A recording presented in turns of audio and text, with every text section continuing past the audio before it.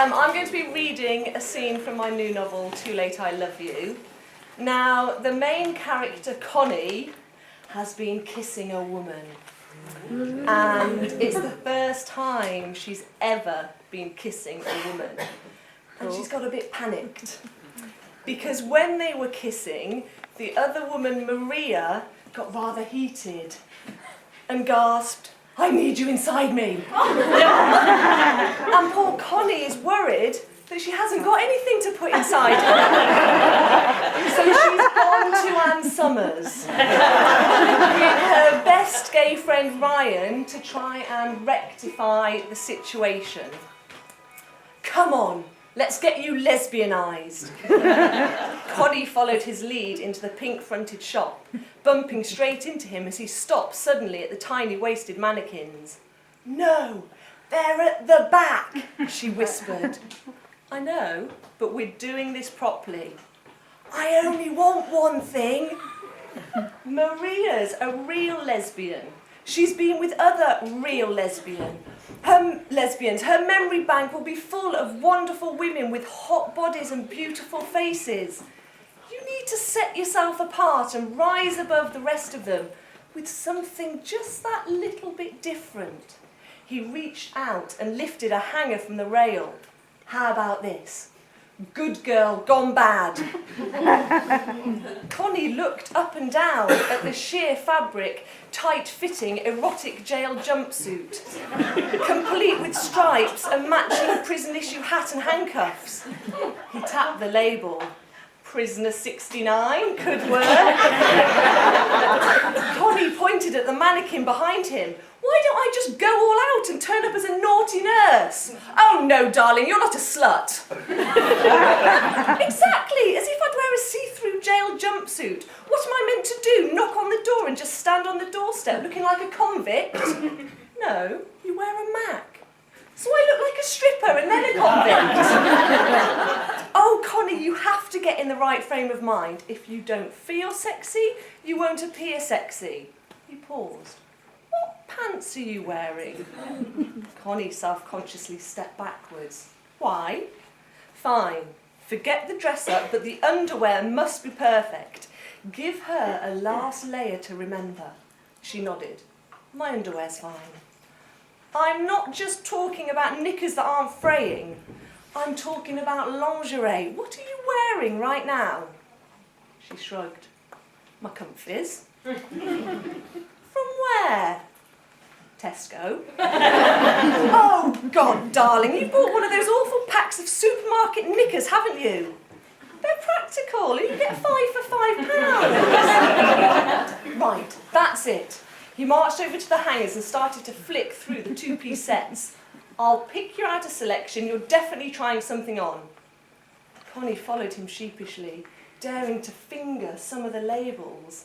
Why have they got such scary names? Look, Savage Beauty, Pummeling Plunge, Extreme Brazilian Boost. It's better than 5-pack white cotton full briefs. Come on, changing rooms. "Right, this is important. Show me how you undress." "What?" "For Maria. Show me. Think 50 Shades. The way he takes his top off. One smooth action every single time. You reach up with your hand, grab your jumper at the back of your neck and just pull the whole thing free." Connie looked at the gay man standing in front of her. "That may well do it for you, Ryan, but I think women like to tease a bit more." "Oh, okay, improv, I like it. Show me what you've got." Connie took hold of the sides of her jumper and started to wiggle them upwards, adding in a slight knee bend as well. "Darling, I'm stopping you. You look like a chicken taking a shit." "Oh, for God's sake, can I just take this bloody top off? I'm getting all hot and bothered." "Maria's the one who'll be hot and bothered if you take it off, right?" "Fine," said Connie, just wanting to move on. "Like this." She reached up and grabbed her jumper at the back of her neck, pulling it off with one movement. "Shit," they both gasped. Connie looked at herself in the mirror. "The static. I look like I've stuck my fingers in the sockets." "No, I'm shitting about the 2 windsocks you've got strapped to your chest. You have 0 visible flesh from your stomach to your neck. It's all covered with that boulder holder bra. Connie battered him out of the changing rooms with her jumper. You're so bloody mean. Just get out and leave me to it. She swiped the curtains closed and looked at herself in the mirror. Ryan was right. It was like she was wearing a binder or a full body bandage. She unbuckled her jeans and looked down at her white cotton briefs. A body bandage and a nappy. Maria wouldn't be interested in someone sporting a body bandage and a nappy. She unhooked her bra and moaned with instant relief as her breasts dropped free. Oh, darling, try pushing them out a bit and lean back so they're upright. Connie gasped, seeing the face in the curtains. Ryan, why are you covering your boobs? He stepped back into the changing room. I'd be more concerned about your supersized knickers. You could smuggle me out of the shop in those. He picked up the Sweet Treats lingerie set and said, get this on before the wind picks you up and blows you away. Connie used 2 fingers to hold up the hanger, slightly anxious about the lack of visible fabric. It's a thong, darling, you'll be fine, just slip it on. The idea of just slipping it on proved much easier said than done, with Connie needing Ryan's shoulders for support as she clambered into the thin thong. And we're up, she said, finally snapping the material into place and looking at her reflection in the mirror, unable to ignore the fact that the thong was digging in and puffing out her white pants even more than usual. She paused for a moment before daring to look over her shoulder. Her bottom looked like a piece of pork, trussed up with string, ready for a roasting. Ryan nodded. Without that white double duvet under there, those pants they're hardly pants. She reached for the bra, and this won't fit either. Yes, it will, he said, helping her arms through the straps. We'll just hoik up these bad boys and then... Oh, can you breathe in a bit? And wait, there, we've got it. Ryan forced the clasp together and looked over Connie's shoulder into the mirror. Oh, yes, he said, making a camera shape out of his fingers. Nice set. Imagine it without those billowing knickers, and that's what I'm talking about. Connie couldn't help but smile. It does look kind of cute. Ryan pulled her shoulders backwards. Now work on your pose. Try sticking out your chest a bit more. Connie transferred her weight onto one hip and forced her breasts forwards. What the hell? She gasped as her nipples popped through the fabric. Ryan jumped backwards. Good God, woman, you could take someone's eye out with those. Connie fumbled with the material, desperately trying to push her nipples back into place. I can't close it up. Peep-o, said Ryan. Oh, stop it. What the hell have you bought me? He lifted the hanger and reread the label. Sweet Treats, peephole bra and crotchless thong. Sorry, I honestly didn't know. Crotchless thong? There's no material there as it is. How is it crotchless? Spread your legs and bend over. No, my nipples are still sticking out. Oh, just do it, Connie. You're well past any embarrassment here. He pushed on her back and crouched down behind her. Just a little bit lower. Ah, there you have it. What? Connie sidestepped in her upside-down position towards the mirror, conscious that her nipples were well past the point of peeping out, and allowing the audience a full-on waving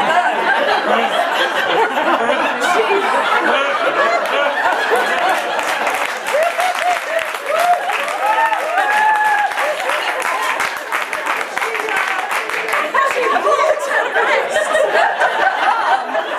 and moved through her legs. The thong string had split into 2 like a wishbone, leaving a flap of white cotton poking out of position. And that's where she'd enter, said Ryan with authority. Half an hour had passed, and they now had a basket containing 3 more appropriate sets of lingerie. Ryan had resumed his role as Gok Wan and was clapping his hands as they approached the rows of DVDs. Right, the scene has been set. She's seen you, you're sexy, so now for the spice. That's why we're here, she lowered her voice, to buy something from the back. No, we'd work our way through the shop like you'd work your way through your date. That's how it's designed. Dress up by the door, lingerie next, now the DVDs. I'm not going to stop the snogging so I can ask for the remote and load up a movie. No, the DVD's the foreplay, darling. He scanned the shelves. Ignore all that, that's straight stuff. Here's the girl on girl. Connie looked at the small selection, unsure if it were the titles or the pictures that were putting her off the most. The MILF and her kitten. Just like you and Maria. She's not that much older than me. She peered at the cover more closely, and I won't be wearing a fluffy tail. Okay, how about muff bumpers?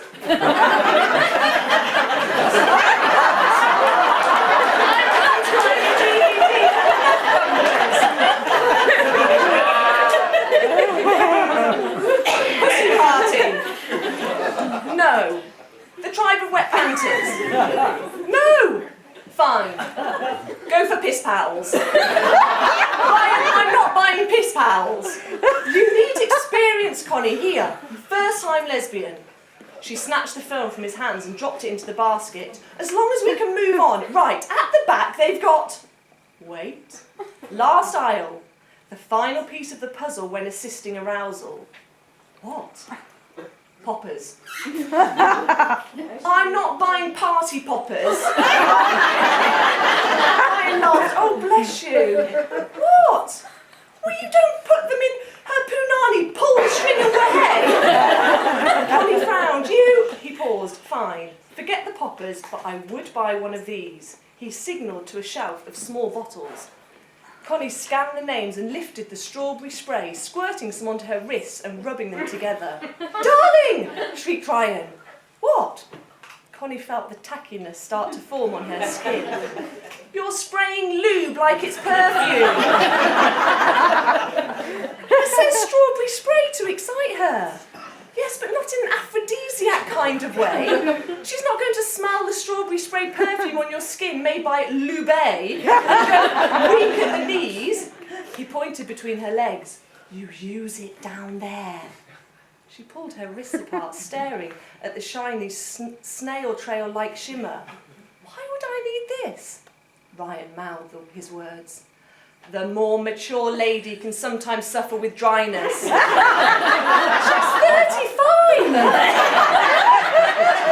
So use it to widen your path. What path?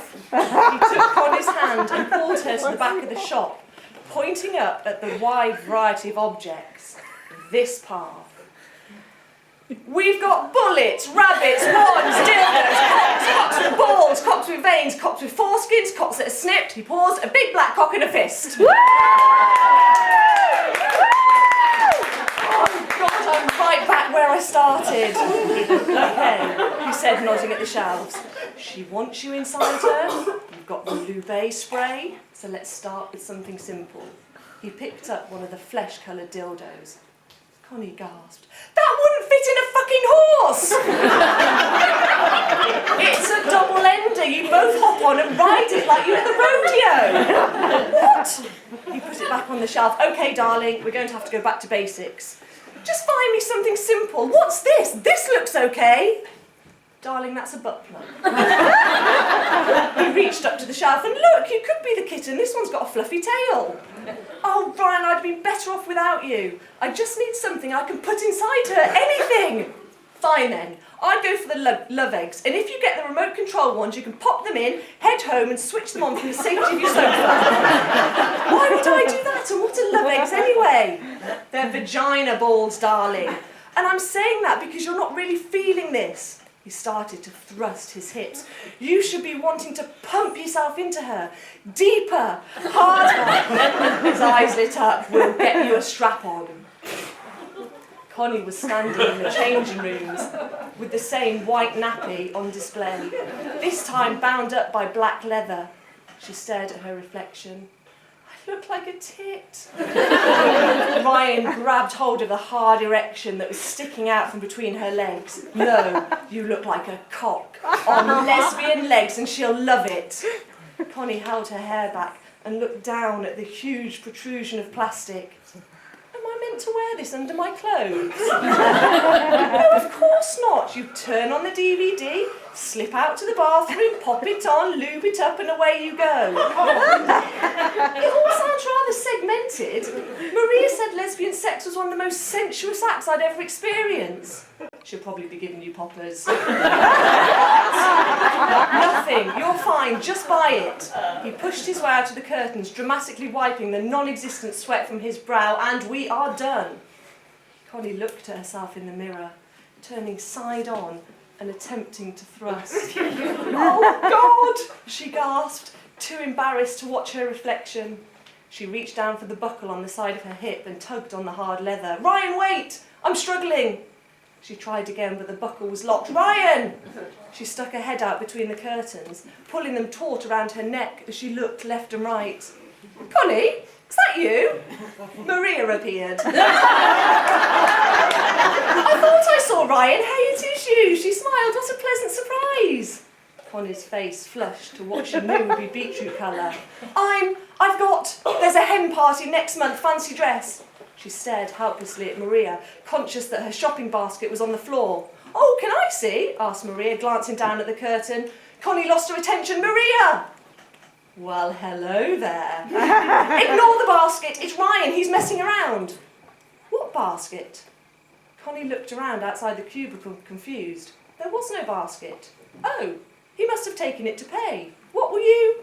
Suddenly, she felt the straps around her bottom begin to shake and a definite tightening occurring at her crotch. She scrunched up her face, finally daring to look down. Her strap-on was sticking out between the curtains and was in Maria's hand. Just shaking hands with your hard-on, said It's not mine! Maria looked disbelieving and began to tug, pulling Connie's hips forwards. Connie remembered her nappy. Okay, it's mine, please let go, please, I'm embarrassed. Maria stepped back quickly. Sorry, I was just... She paused.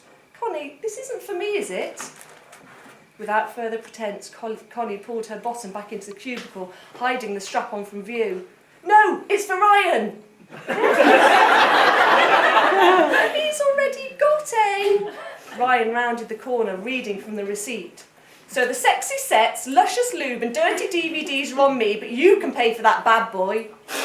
Connie closed the curtains completely and buried her face in her hands. Oh, hi, Maria, she heard Ryan say.